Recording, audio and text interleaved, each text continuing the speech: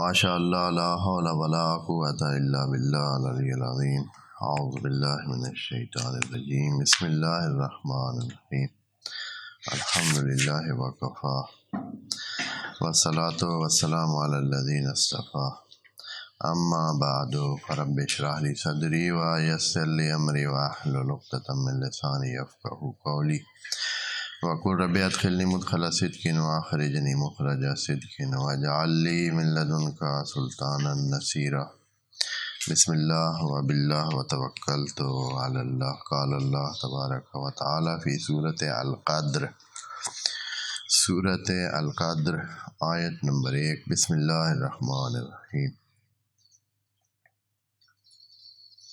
انا انزلناہ فی لیلۃ القدر وما ادراک ما لیلۃ القدر لیلۃ القدر خیر من الف شہر تنزل الملائکۃ والروح فیہا باذن ربہم من کل امر سلام ہی حتی مطلع الفجر تنزل الملائکۃ والروح فیہا باذن ربہم من کل امر سلام ہی حتی مطلع الفجر صدق اللہ العظیم۔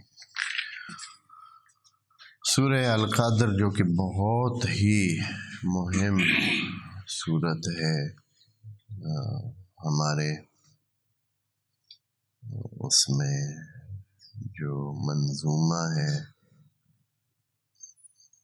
عقیدے کی، جو ہماری نظم ہے اور جو ہماری عمل کی روش ہے، اس میں اہمیت کی حامل ہے۔ بہت تاکید ہے اس پر اور اس کی تلاوت پر اور اس کے سمجھنے پر بھی اس وجہ سے تاکید ہے کہ اس میں جو مطلب بتایا گیا ہے وہ بہت قوی ہے، بہت مہم ہے، اور راستے پہ جو روشنی پڑتی ہے اس سے صراط مستقیم پر، وہ بہت اہمیت رکھتی ہے ہمارے لیے، انسانوں کے لیے۔ فرمایا ہے کہ ہم اس کی جو باقی باتیں تو کر چکے ہیں، تشریح کی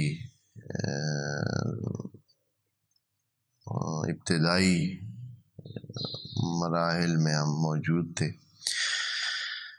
تو پہلی آیت میں فرمایا انا انزلناہ، انزلنا کا معنی کل ہم نے جو عام معنی کیا جاتا ہے وہ تقریباً اس طرح ہے کہ جیسے ہمارے ذہن بنے ہوئے ہیں۔ عام طور پر ہمارا ذہن، عوامی ذہن جو ہے وہ یہی ہے کہ آسمان اوپر ہے اور زمین نیچے ہے،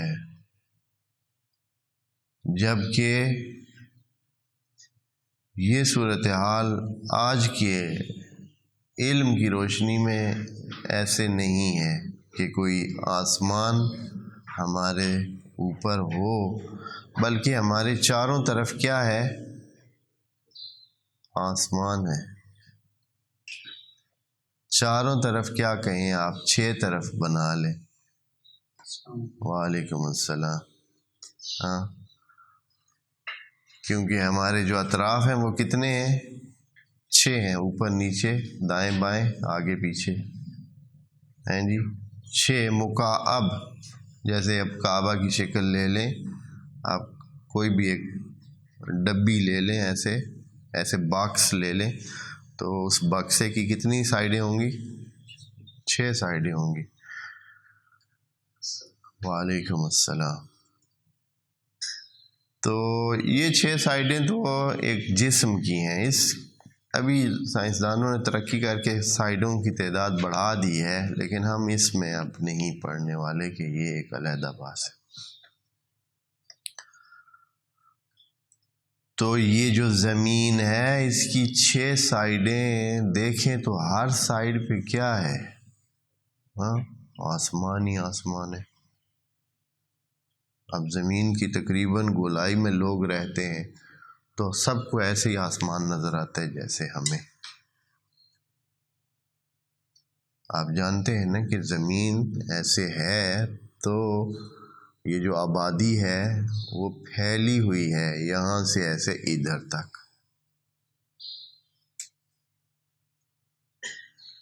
تو سب کو آسمان ایسے ہی اوپر نظر آتا ہے. ہاں اب جب یہ صورتحال ہے تو پھر نازلہ کا معنی کرنا تھوڑا یا انزلہ کا تھوڑا اور طرح ہو جائے گا. اب آیا یہی معنی ہے کہ اوپر تھا پھر نیچے آ گیا.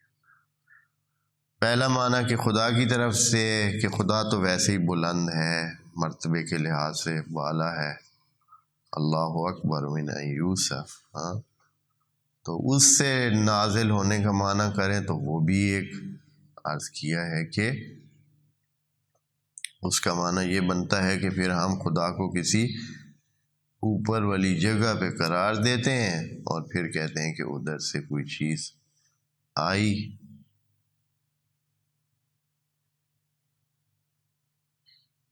اگر ہم یہ قرار دیں کہ خدا تو ہمارے پاس ہے ہر وقت، تو پھر تو خدا نے دی ہے، نازل تو نہیں کی نا. جب ساتھ بندہ بیٹھا ہو آپ کو کوئی چیز دے، ساتھ سے کوئی چیز لیں تو وہ آپ لیتے ہیں، نازل تو نہیں ہوتی. اور اگر کہیں کہ آسمانوں میں کوئی جگہ ہے جہاں سے یہ نازل ہوا ہے تو پھر اس کا مطلب یہ ہے کہ یہ کس سائڈ پہ ہیں وہ آسمان، کیونکہ ہم تو پھرتے ہی رہتے ہیں، ہمیں پتہ نہیں چلتا ہے. لیکن ہم کیا کر رہے ہیں، آپ جانتے ہیں نا کہ زمین سورج کے آس پاس میں کیا کر رہی ہے، چکر لگا رہی ہے. ہاں اور یہ چکر جو ہے اس کے علاوہ وہ اس طرح بھی گھوم رہی ہے. اس طرح کا جو گول ایک دفعہ کا گھومنا ہے نا، زمین ایسے جو پورے سورج کے آس پاس میں گھوم لیتی ہے تو ایک دن اور رات بنتا ہے.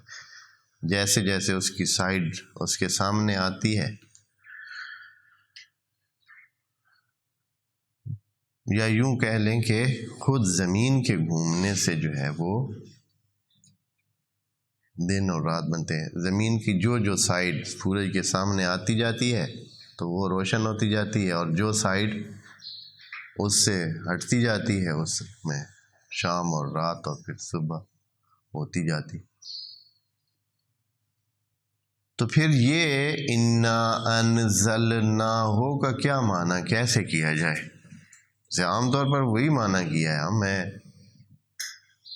اس کو آپ کے سامنے رکھ دیتا ہوں. آپ بعد میں انشاءاللہ اپنی تحقیقات میں اور اپنی سوچ میں اور اپنے علم کے مطابق اس کا، یا جو بھی سن رہے ہوں تو وہ اپنی سوچ بنا سکتے ہیں، علم اپنا اس بارے میں تحقیق کر سکتے ہیں کہ آیا وہ بات قابل قبول ہے تو ٹھیک ہے، جن کو قبول ہے. ایسے میں کہتا ہوں کہ اس میں سوال باقی رہ جاتے ہیں جو پہلے سے بیان شدہ ہے کہ نازل ہوتا ہے یعنی اوپر سے نیچے کوئی چیز لائی جاتی ہے جیسے عام طور پر کہا جاتا ہے. تو اس میں سوال باقی رہتے ہیں کہ یہ کیسے ہو سکتا ہے، کسی ایک سائڈ پہ تو ہم اوپر جگہ ہے نہیں. تو پھر انزلہ کا کیا مطلب ہوگا؟ تو انزلہ کا مطلب جو قرآن کی دوسری آیات سے بھی دیکھنے کو ملتا ہے یا سمجھ آتی ہے وہ یہ ہے کہ انزلہ، یہ قرآن چونکہ پوری کائنات اور آیات الہی کا مجموعہ ہے، یہ اللہ کی نشانیاں ہیں. اور اللہ کی نشانیاں کیا ہیں؟ اللہ کی نشانیاں پورا جہان ہے. ہر چیز جو اس نے خلق کی ہے وہ ایک نشانی ہے. کس کی؟ اللہ کی. نشانی کا مطلب ہے کہ جس سے اللہ کو پہچانتے ہیں، جس سے اللہ تک پہنچتے ہیں. نشانیاں کیا ہوتی ہیں؟ اگر کسی جگہ آپ نے نشانیاں رکھی ہوئی ہیں تو وہ اس لیے ہوتی ہیں کہ آپ کو پتہ چلے جہاں آپ نے پہنچنا ہے وہاں پہنچ جائیں ان نشانیوں کو دیکھ کر. تو اللہ کی یہ جو علامتیں ہیں، اللہ کی نشانیاں ہیں، یہ ساری ہیں کہ ہم ان کو دیکھ کر اللہ تک پہنچتے ہیں. ہمیں پتہ چلتا ہے کہ ان کا کوئی خالق ہے، اور وہ خالق بھی بڑا ڈاڈھا سارا ہے، سمجھدار بھی ہے، عالم بھی ہے، قادر بھی ہے، عزیز بھی ہے، جبار بھی ہے. ساری اس میں مستحکم صورتحال ہے. اللہ الصمد ہے. صمد کا مطلب بھی یہی ہوتا ہے کہ جس میں کوئی ذرہ برابر نقص نہ ہو. تو پس یہ آیات الہی جو پورے جہان میں بکھری ہوئی ہیں، ان کا کیا ہے؟ یہ ان کا لفظی وجود ہے۔ آیات الہی کا جو پورے عالم میں کائنات ہے، اس کا جو لفظی وجود ہے، یہ وجود جو الفاظ کی صورت میں اور پھر کتابت کی صورت میں آیا ہے، یہ وجود جو قرآن میں دے دیا، اسی لیے ہر آیت کو نام دیا گیا کیا؟ آیت کا۔ ہر آیت نشانی بن جاتی ہے۔ خوب میں ابھی آپ کہیں کہ یہ تو ایک نیا ہی معنی بن جاتا ہے بھی نیا۔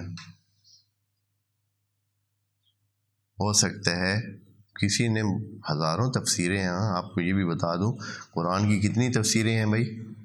ہزاروں میں ہیں تقریباً۔ تو ہو سکتا ہے کسی نے کہیں ذکر کیا ہو، اتنی تفسیروں کو مطالعہ تو کوئی بھی نہیں کر سکتا۔ ہاں ہو سکتا ہے کسی نے اس طرح کی کوئی بات کی ہو، لیکن میں نے نہیں دیکھی، اور اس پر اعتراض بھی کسی کا نہیں دیکھا، اس لیے پتہ چلتا ہے کہ کسی نے ذکر بھی نہیں کیا ہوگا۔ تو ایک نیا ہی معنی بن جاتا ہے کہ یہ ایک پرت ہے۔ انزال کا اور تنزیل کا مطلب یہ ہوگا کہ اس درجے سے نیچے لے آنا۔ جیسے آپ کیا کرتے ہیں، ایک بڑی چیز ہوتی ہے نا، اس کو دکھانے کے لیے آپ کیا کرتے ہیں، کوئی چھوٹا سا اس کا سیمپل بنا کے سامنے رکھتے ہیں۔ جیسے ایک بلڈنگ بنتی ہے نا، تو بلڈنگ کی آپ نے کبھی دیکھا ہو، یعنی جو بہت بڑے مجموعے ہوتے ہیں، کمپلیکس ہوتے ہیں، ان کا ایک لکڑی سے یا پتھر سے چھوٹا سا ایک اسی ٹائپ کا، بالکل اس میں تمام بلڈنگ کے وہ اسی طرح کی صورتحال بنی ہوتی ہے، اور اس کا نام بھی ایک ہوتا ہے ماڈل، جسے کہتے ہیں، ماڈل سا اس کا بنا کے رکھتے ہیں۔ جیسے مثال کے طور پر آپ اگر دیکھیں کہ کہیں آپ کو تصویر کعبے کا ماڈل بنا کے کوئی رکھا جائے، تو یہ انزال ہے، یہ کیا ہے؟ یہ تنزیل ہے، یہ اس کو نازل کرنا ہے، ایک اور شکل دینا ہے، ایک اور پرت دینا ہے۔ پھر اس سے بھی کم تر، آپ اس سے بھی کم تر ایک تصویر بنا لیں، صرف تصویر، صفحے کے اوپر کوئی چیز نہیں ہے، تصویر ہے، یہ اس کی اگلی پرت ہے۔ اور اگر اس سے بھی آگے چلے جائیں تو صرف کعبہ لکھ دیں، خوب کعبہ بھی ایک پرت ہے۔ کعبہ سے بھی آپ جب کعبہ کا لفظ پڑھتے ہیں آپ کو وہی چیز سمجھ آتی ہے، اگر کعبہ کی تصویر دیکھیں تو آپ کو پھر بھی کعبہ ہی سمجھ آتا ہے، اور اگر کعبے کا ماڈل دیکھیں تو بھی کعبہ ہی سمجھ آتا ہے، اور اگر اصل دیکھیں تو پھر اب چونکہ پوری اصل، پوری کائنات انسان کو پہنچانا مشکل ہے، انسان کی برداشت نہیں ہے، تو اس کو کیا کیا جاتا ہے، ایک دوسری شکل میں، ایک نازل شدہ، ایک کمتر شدہ، ایک تھوڑے وزن اور تھوڑے حجم کی چیز بنا کر آپ کے سامنے رکھی جاتی ہے، تاکہ آپ اس پوری کائنات تک پہنچ سکیں اس ذریعے سے۔ جب آپ کعبے کا لفظ دیکھتے ہیں تو بھی کعبے تک پہنچ جاتے ہیں، اگر اس کا تصویر دیکھتے ہیں تو بھی پہنچ جاتے ہیں۔ یہ قرآن جو ہے، یہ تنزیل کا مطلب یہ ہے کہ وہ پوری کائنات آپ کے سامنے نہیں رکھی گئی ہے، بلکہ کیا کیا گیا، یہ اس کا ایک پرت۔ اب یہ پرت جو ہے وہ ہمارے لیے تو لفظ ہیں، لیکن رسول خدا کے لیے کیا ہے؟ وَنَزَلَ بِهِ الرُّوحُ الْأَمِينُ وَنَزَلَ بِهِ روح الامین عَلَىٰ قَلْبِكَ، نبی کے قلب پہ یہ نازل ہوئی ہے۔ خوب قلب پہ الفاظ تو نازل نہیں ہوتے، الفاظ سنانے ہو تو کانوں کو سنائے جاتے ہیں، لیکن خدا نے کہا، خدا کریم نے کہا ہے قرآن میں یہ بات آئی ہوئی کہ نزل بہ الروح الامین علی قلبک، تیرے اے نبی تیرے دل پہ اتارا ہے، اس کو کس پہ؟ دل پہ اتارا ہے۔ اور یا اس سے اچھا یہ آپ ناممکن ہے آپ سمجھیں کہ یہ تو پھر بھی بات سمجھ نہیں آ رہی. ایک اور آیت میں آپ کو بتاتا ہوں جس میں قرآن کی حقیقت خدا نے آپ کے سامنے رکھنے کے لیے یوں کہا ہے لو انزلنا ھذا القرآن علی جبل لرأیتہ خاشعا متصدعا من خشیت اللہ. اگر ہم قرآن کو کسی پہاڑ پہ نازل کرتے تو دیکھتے کہ وہ لرز رہا ہے، کانپ رہا ہے ڈر کے مارے، خطرے کے مارے.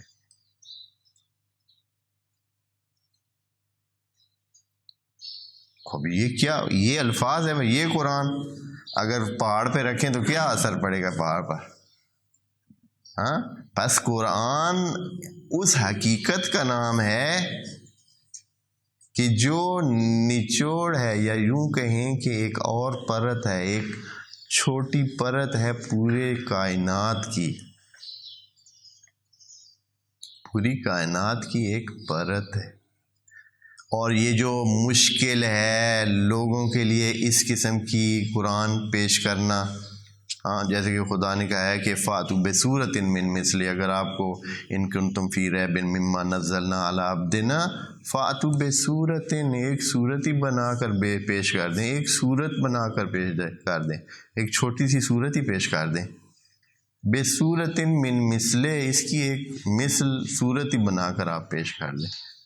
تو آج تک کوئی پیش نہیں کر سکا ہے، کسی نے سامنے نہیں لائی. وجہ کیا ہے؟ خوب یہ پرت ہے اس پوری کائنات کے. تو یہ آدمی چار الفاظ اکٹھے کر کے کہے گا کہ یہ صورت ہے.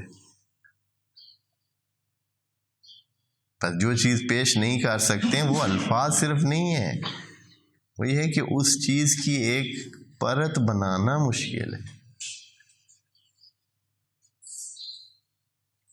اور اس طرح کی قرآن کے حوالے سے بہت ساری باتیں ہیں قرآن میں ہی ہیں کہ قرآن یہ کچھ لفظوں کا مجموعہ جیسے بات سمجھتے ہیں نہیں ہے.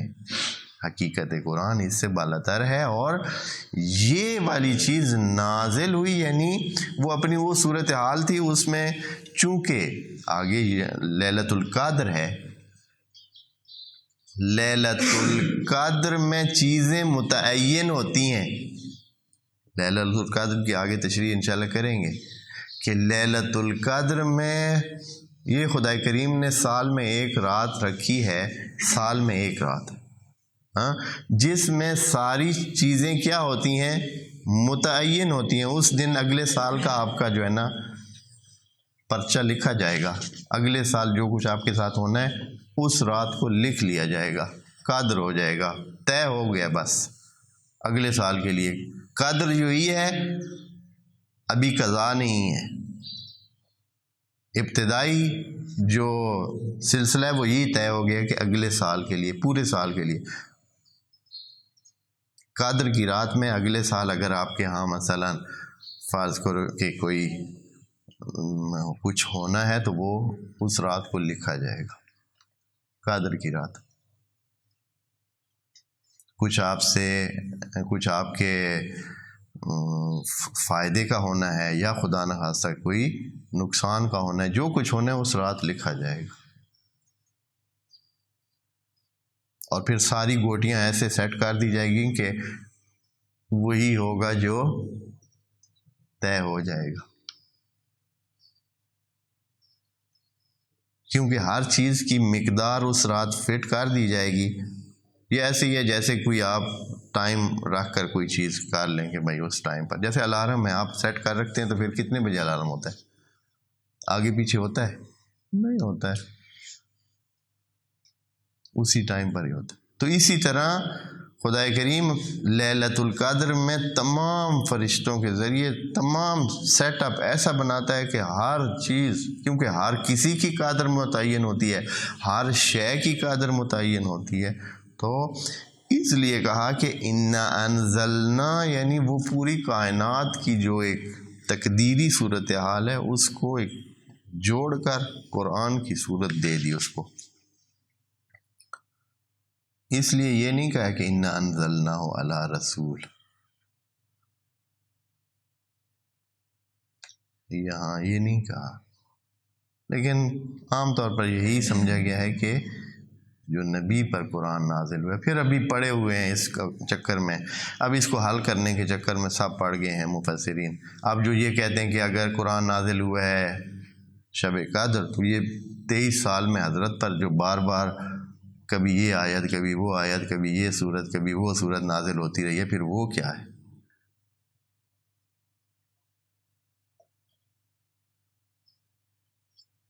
نازلہ کا یہ معنی تقدیر والا کریں کہ تقدیر کا ایک حصہ ہے، جیسے باقی ہر چیز کی تقدیر طے ہوئی، کائنات کی ایک تقدیر یا اس کا جو قدر متعین کی گئی یہ ہے کہ اس کو قرآن کی شکل دے کر انسانوں کے لیے اور اس خاص آخری ٹائم کے لیے بھیجا گیا، یہ اس کی تقدیر کا تعین ہوا ہے۔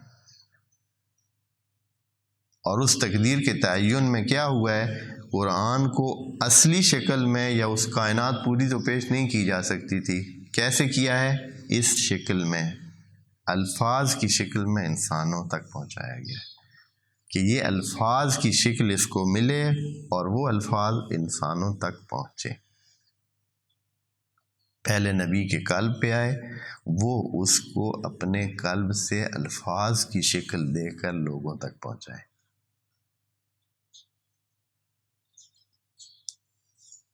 انا انزلناہ فی لیلۃ القدر۔ اب انزلنا کے معنی سے ہم نکل آتے ہیں کہ یہ خود ایک بحث ہے اور یقیناً اتنی آسانی سے سمجھ بھی آنے والی نہیں ہے، ٹھیک ٹھاک اس پہ تھوڑے مقدماتی علوم بھی چاہیے تب جا کر یہ چیز سمجھ آئے۔ اگلے لفظ کی طرف چلتے ہیں جو کہ فی لیلۃ القدر ہے۔ لیلۃ القدر سب نے یہ سنا ہوا ہے، پڑھتے جو ہیں لیلۃ القدر، اور اکثر آپ ماہ رمضان میں لیلۃ القدر کو جا کر اعمال بھی کرتے رہتے ہیں۔ پہلے قدر کے اس حوالے سے پہچان کریں تو ہمیں پھر لیلۃ القدر میں لطف بھی آئے گا، پھر کچھ ہم کرنا بھی چاہیں گے اگر قدر کی سمجھ آ جائے تو۔ عرض کیا ہے یا قرآن میں دوسری بہت ساری جگہوں پہ، جو میں کچھ اس بارے میں اس دن میں نے ایک تتبع کیا ہے کہ قرآن میں قدر کے بارے میں، قدر کیا چیز ہے۔ پہلے ایک دن آپ دوستوں کو عرض کیا تھا کہ خدا کریم نے ہر چیز کے لیے صلاحیتوں کا ایک مجموعہ اس میں رکھا ہے۔ جیسے 5 کی قدر کتنی ہے؟ 5 ہے۔ 6 کی قدر 6 ہے۔ کلو کی قدر کلو جتنی ہے، اور 5 کلو کی قدر، ہر چیز جو بھی خدا نے بنائی ہے یا موجود ہے اس کی قدر ہے۔ لوہا خاص قسم کا کام کرتا ہے، ترامہ کاپر ایک خاص قسم کا کام اور وہ کرتا ہے۔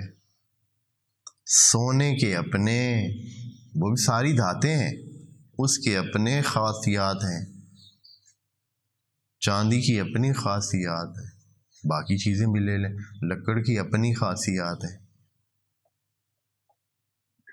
اور یہ چیزیں جو لکڑ میں خصوصیات ہیں اس لوہے میں تو نہیں ہے، جو لوہے میں ہے وہ لکڑ میں نہیں ہے، مختلف ہے، کچھ ملتی بھی ہوں گی۔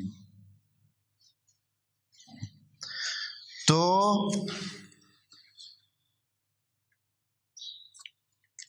ہر چیز کی مقدار ہوتی ہے، اور ہمارے یہ جو خوب ہر چیز کی مقدار ہے، پر ہر چیز کی قدر ہے۔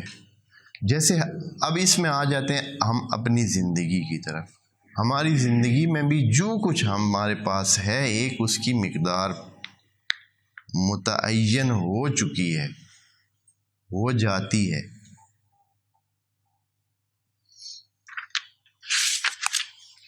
مثال کے طور پر اور بھی چیزیں کچھ مثالیں دے دوں تاکہ آپ مقدار کو سمجھیں کہ ہر چیز کی ایک خاص قدر ہے، اور اس میں مثال کے طور پر ایک بچہ جو ہے وہ وزن نہیں اٹھا سکتا ہے زیادہ، مثلا 5 کلو اٹھا لے گا، 10 کلو اٹھا لے گا، اب اس سے زیادہ اس کی مقدار نہیں ہے. اس سے بڑا ہوگا تو ممکن ہے 15 کلو، اس سے بڑا ہوگا، بس اس کی مقدار اتنی ہے.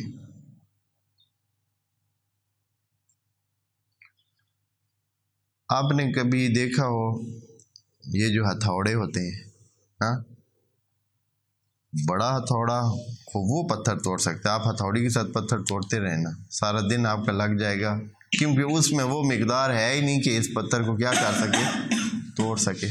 لیکن ہتھوڑا جو بڑا سارا ہوگا، ہاں، وہ ایک دو ہی لگیں گے تو پتھر ٹوٹ جائے گا.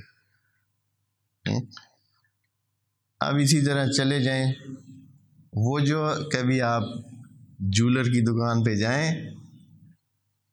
ان کی ہتھوڑی دیکھ کر ہی بندہ لطف اٹھاتا ہے کہ آپ کی یہ جو دیا سلائی ہے اس جتنی ہتھوڑی ہے.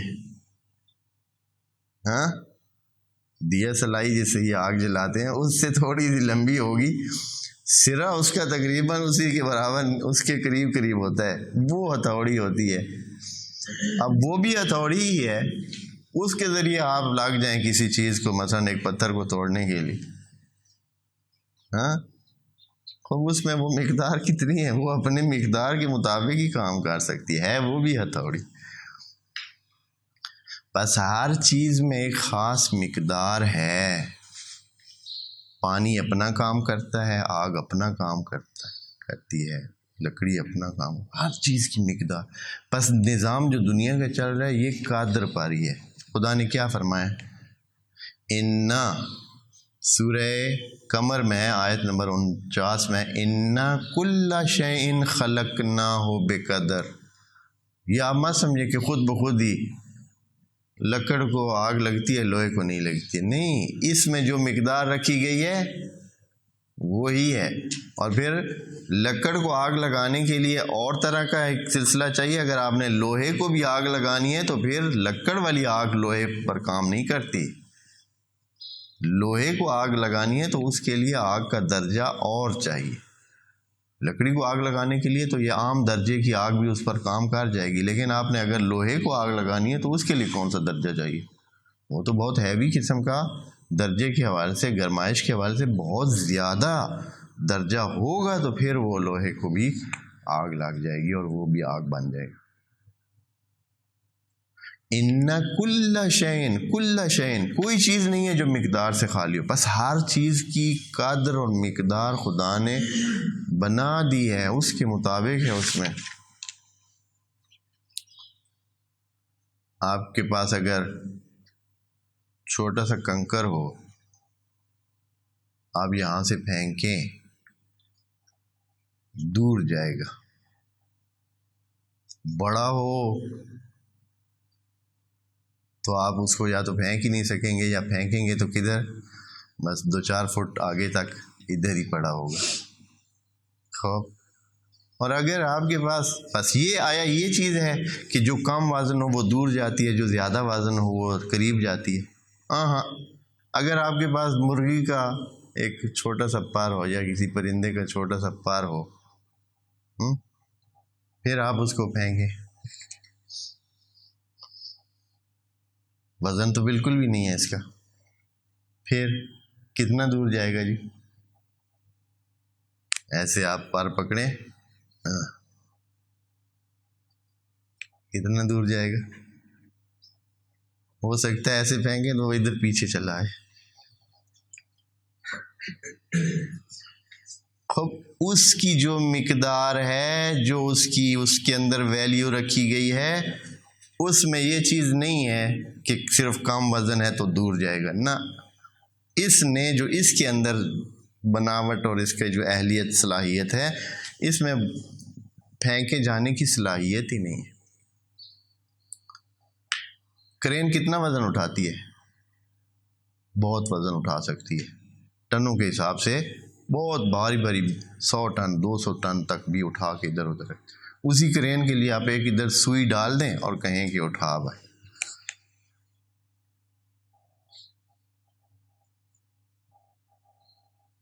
ہاں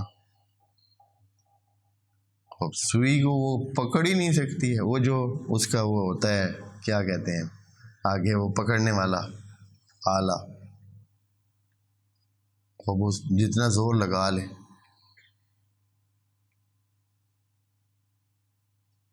کر سکے گی؟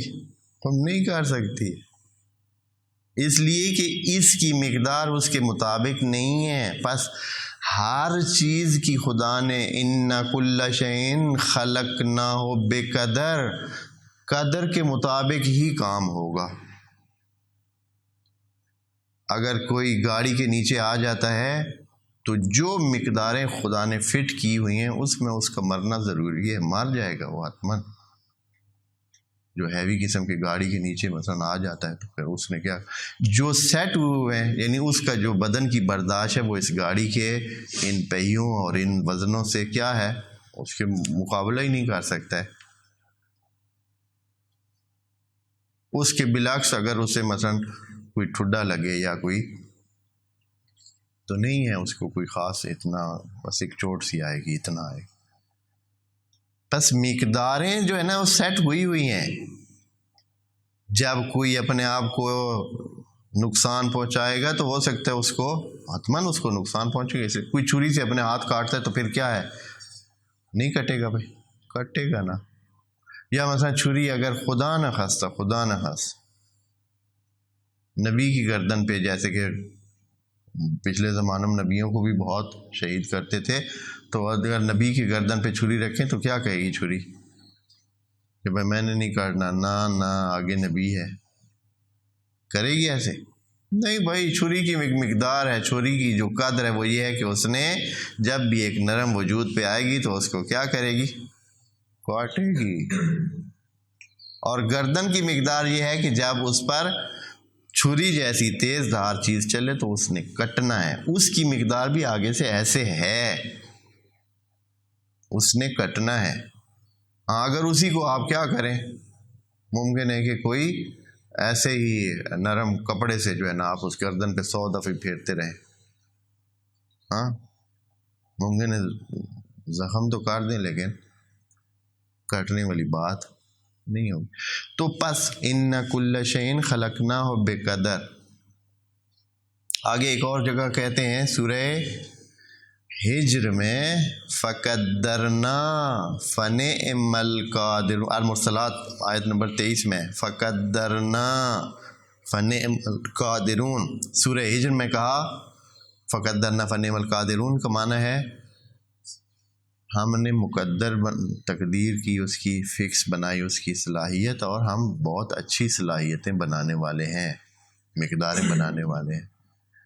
آگے کہا سورہ ہجر میں وَمَا نُنَزِّلُ إِلَّا بِقَدَرٍ مَعْلُومٍ، ہم جو چیز نازل کرتے ہیں بڑی فکس ہی نازل کرتے ہیں. ہر چیز کو ہم نے سیٹ اس کی دی ہوتی ہے، اتنا ہی اس نے کام کرنا ہوتا ہے، جتنا کام اس کو دیا جاتا ہے اتنا ہی اس نے کرنا ہے. یا ایک اور آیت میں ہے وَكُلَّ شَيْءٍ عِندَهُ بِمِقْدَارٍ، اللہ کے نزدیک ہر چیز کی ایک مقدار متعین ہے، اتنا ہی اس نے کرنا ہے، اس سے زیادہ اس نے کچھ کرنا ہی نہیں.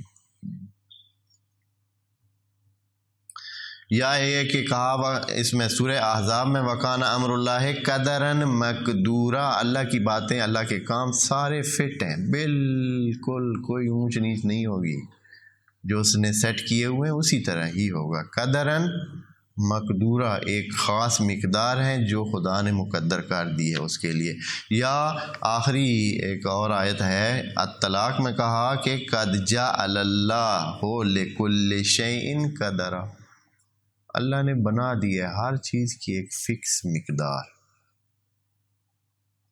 بس ہر چیز کھانے اس کا خاص اثر ہے. آپ دیکھتے ہیں کھانوں میں اس چیز کا یہ اثر ہے، اس چیز کا یہ اثر ہے، اس چیز کا یہ اثر ہے، یہ کھائیں گے تو آپ پر یہ اثر ہوگا، یہ کھائیں گے تو یہ اثر ہوگا، یہ کھائیں گے تو یہ اثر. دواؤں کی دیکھ لیں، یا یہ جو دوائیں بنتی ہیں تو اسی لیے نا اس طرح نہیں ہے کہ ساری دوائیں ایک ہی چیز سے بنتی ہوں نا، پیچھے سے جو اس کے سالٹ ہوتے ہیں جن سے یہ بنتی ہیں وہ مختلف قسم کے ہوتے ہیں، اس کی ہم مقدار پہلے معلوم کرتے ہیں۔ سائنسدانوں کا کمال یہی ہوتا ہے کہ وہ کچھ نہ کچھ معلومات حاصل کر کے ان کی مقدار کو کیا ہے جاننے کی کوشش کرتے ہیں، جان لیتے ہیں، اور پھر اسی مقدار کو استعمال کرتے ہیں۔ پس علم جو ہے، جو انسانوں کا علم ہے، علم بالقدر ہے، یعنی ہمارے پاس جو علم ہم حاصل کر سکتے ہیں وہ مقداروں کا علم ہے، ہمیں پتہ چلتا ہے کہ اس میں کتنی صلاحیتیں ہیں، اس میں کتنی۔ اب آتے ہیں اپنی طرف۔ خدا نے سال میں ایک رات بنائی ہے جس میں مقداریں متعین ہوتی ہیں۔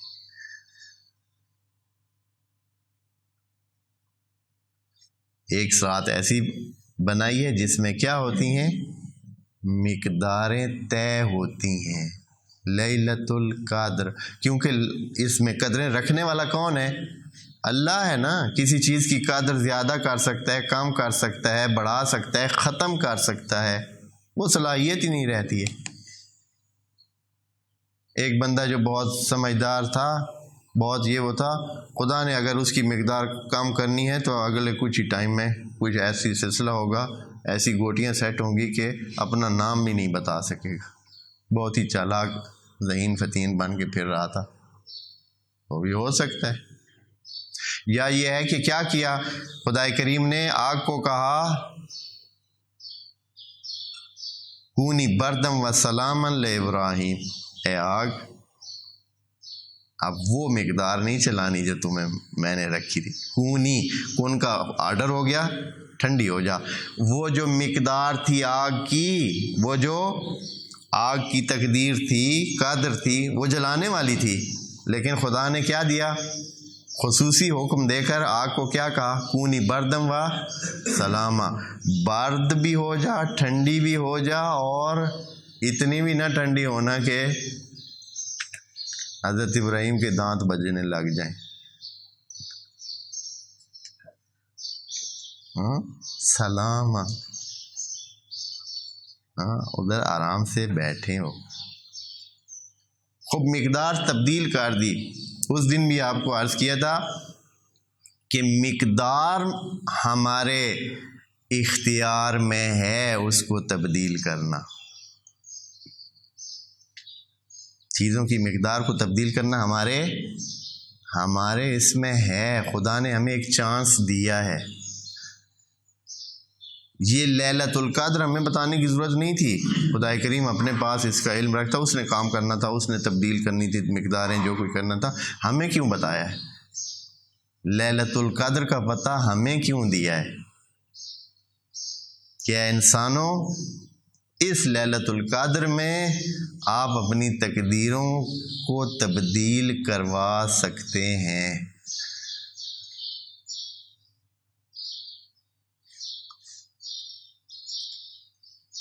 اور پھر کہا کہ جو ہمارے پاس اس لیلہ کے بارے میں ہیں روایات احادیث کی، بہت مہم، اگر کوئی غلطیاں ہو گئی ہیں، اگر کوئی خرابیاں ہو گئی ہیں، اگر ہماری پچھلی فائل میں ہمارے لیے آگے سال کی جو تقدیر تعین ہونے، اس میں بہت خرابیاں اگلے سال لکھی جانی ہیں، اگر ان خرابیوں کو روکنا ہے اور بہت کچھ حاصل کرنا ہے، فرض کریں کہ ہماری فائل خالی ہے، گناہ نہیں ہے، کچھ نہیں ہے، اگلے سال کی فائل بھی روٹین کی فائل ہی چلے گی، ٹھیک ہے جی، یہ تو کوئی ایسا مسئلہ نہیں، عام بندہ ہے، ٹھیک ہے چلنے دیں ایسے ہو۔ لیکن اگر آپ چاہتے ہیں کہ اگلے سال کچھ اور ہو، کچھ بہتر ہو، کچھ نیا ہو، کچھ ایسا ہو کہ جو آپ کو آپ کی اس زندگی میں، اگلی زندگی میں فائدہ مند ہو، تو پھر اس رات کو کیا کریں؟ اپنا کوشش کریں، اپنی کوشش کریں۔ تبھی کہا گیا کہ جاگیں۔ یہ اس لیے نہیں کہا گیا جا کر چائے پئیں، نیازیں کھائیں، ادھر جائیں ادھر جائیں، گلیوں میں پھریں۔ اور سب سے جو بہتر عمل کہا گیا ہے وہ استغفار کا ہے۔ اس رات سب سے جو بہتر سے بہتر سے بہتر عمل ہے وہ کیا ہے؟ استغفار کا معنی بھی عرض کیا ہو کہ اللہ ہمارے نقص دور کر دے، ہماری کمزوریاں ختم کر دے، ہم میں جو کوتاہیاں ہیں، غلطیاں ہیں، گناہ ہیں، خطائیں ہیں، جن کی وجہ سے ہماری فائل خراب ہو گئی ہے، اور فائل خراب ہے تو اگلے سال ہمارے بارے میں کچھ اچھے تقدیرات نہیں لکھی جا رہی تو اے اللہ وہ ختم کر دے. اس رات کو جا کر استغفار اتنا کرے سچے دل سے تاکہ فائل اس کی پچھلی صاف ہو جائے، اور خدا کریم اس کے لیے اپنی ربوبیت اور فضل و کرم سے کیا کرے، اگلے سال کے لیے طے کر دے اچھی چیزیں.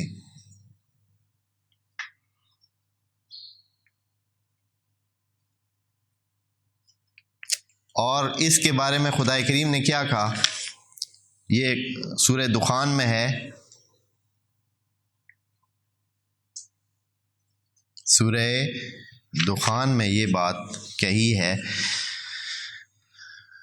اِنَّا أَنزَلْنَاهُ فِي لَيْلَةٍ مُبَارَكَةٍ إِنَّا كُنَّا مُنذِرِينَ فِيهَا، اس رات کو، اس رات، اس شب قدر کو، لیلۃ القدر جسے کہتے ہیں، یفرق کل امر حکیم، ہر بات کا نکھیڑا ہو جاتا ہے. یہ یفرقو کا مطلب ہوتا ہے کہ ہر چیز وقت و وقت علیحدہ علیحدہ سیٹ ہو جائے گی کہ بھائی ہاں جی عید کا یہ ہونا ہے، اس سال اس بندے کے ساتھ یہ ہونا ہے. ہونا تو ساری مخلوق کے ساتھ ہے نا، لیلۃ القدر کا مطلب ہے کہ ساری مخلوق کے لیے سیٹ اپ بنتا ہے، لیکن اس بندے کا بھی درمیان میں ہوتا ہے. تو ہمارا باقی مخلوق کے ساتھ تو کوئی سروکار نہیں ہے، ہمارا کیا ہوتا ہے، وہ خدا کی مخلوق ہے، خدا جانے اور وہ جانے ہمیں کیا چیز سیٹ کرنی ہے اس رات کو. اپنا جو اگلا سال ہے اس کو سیٹ کرنا ہے، اگلا سال، پورے سال کا کھاتا اسی وقت لکھا جائے گا اور اس میں پھر کوئی تبدیلی نہیں ہوگی. تو یہ جو ہے کہتے ہیں کہ فیہا یفرق کل امر حکیم، ہر بات جو ہے نا وہ حکیم، وہی جو امر حکیم یعنی ایسی کام جس کے نتائج اس کے مطابق ہوں گے جو خدا فٹ کرے گا.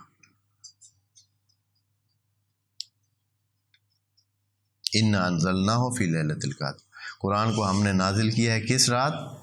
لیلۃ القدر کی رات. اب انشاءاللہ مجھے امید ہے کہ قدر کا کچھ نہ کچھ آئیڈیا آپ کو آ گیا ہونا چاہیے کہ یہ لیلۃ القدر کتنی مہم ہے، کہ اس رات کو آپ نے اپنی تقدیر بنانی ہے، تقدیروں کی رات آپ کہہ لیں اسے، اور وہی سیٹ ہو جائے گی. اور اس کو اگر پچھلا حالات ٹھیک نہیں ہے تو استغفار کے ذریعے، خدا کے سامنے التجا کے ذریعے اور ان دعاؤں کے ذریعے جو کہ کتب دعا میں درج ہیں، ساری دعائیں اس رات کی خاص دعائیں ہیں. اس میں مثلا ہے کہ ان تکتبنی فی حجاج بیتک الحرام، اگلے سال کی میرے یہ لکھ دے اے اللہ، میرا یہ بھی لکھ دے، میرا یہ بھی لکھ دے، میرا یہ بھی لکھ، ان تطیل فی عمری، پتہ نہیں کیا کیا مختلف قسم کی انسانی جو ضرورتیں اور خواہشیں اور تمنائیں ہوتی ہیں، جو چاہنے ہوتے ہیں، وہ سارے دعاؤں میں ذکر ہیں. تو یہ چیزیں اس رات کو فٹ کرا دیں، اور اللہ کے دربار میں تو کسی کے نفی نہیں ہوتی ہے کہ نا، کوئی مانگے تو اس کو نہ نہیں ہوتی ہے. اگر اس میں آگے ظرف ہے تو، آگے ظرف ہی نہ ہو تو پھر اور بات ہے. اگر آپ کسی بڑے توانگر سے، کسی سخی سے مانگتے ہیں کہ مجھے 5 من گندم دے دے، 5 من آٹا دے دے، 5، وہ کہتا ہے کہ یہ لو، ہاں اٹھانے کی صلاحیت اٹھا لو، پھر کہتا ہے میں کیسے یہاں سے اٹھا سکتا ہوں، آگے سے ظرف ہی نہیں ہے، 5 من کیسے اٹھا سکتا ہے بھائی، ہاں لے جانے کی صلاحیت ہی نہ ہو، آگے سے ظرف ہی نہ ہو. ظرف بھی ہونا چاہیے، جو چیز مانگی ہے اس کو برداشت بھی کر سکے.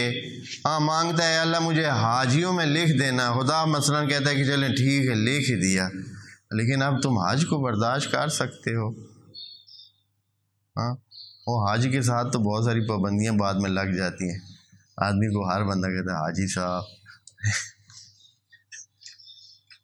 ہاں حاجی صاحب تسی بھی چوری پہ کریں ہو، حاجی صاحب تسی ڈنڈی پہ مار دیو، رشوت پہ گیندے ہو حاجی صاحب. اور یہ پابندیاں وہ برداشت نہیں کر سکتا ہے، اس لیے خدا کریم کہتا ہے کہ چلو اس کو نہ ہی لکھو.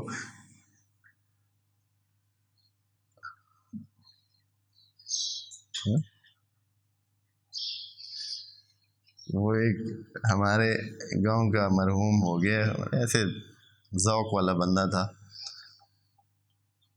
اس نے نا جیسے عام طور پر ایسے نا دیندار بنانے کے لیے اور تو کوئی کام نہیں، بھائی داڑھی رکھ لو، بھائی داڑھی رکھنے سے کیا ہوتا ہے. لیکن بار اس کو کسی نے کہا کہ داڑھی سن کے نا بھائی داڑھی رکھ لو، بھائی اس نے بھی داڑھی رکھ لی. اب جو رکھ لی تو بڑی خارش ہوتی ہے درد. ایک دن اسی بیٹھے محفل میں کہتے یار آپ نے تو بڑا کام کر بیٹھے ہیں، بڑا ہی مسئلہ بنا ہے. ہاں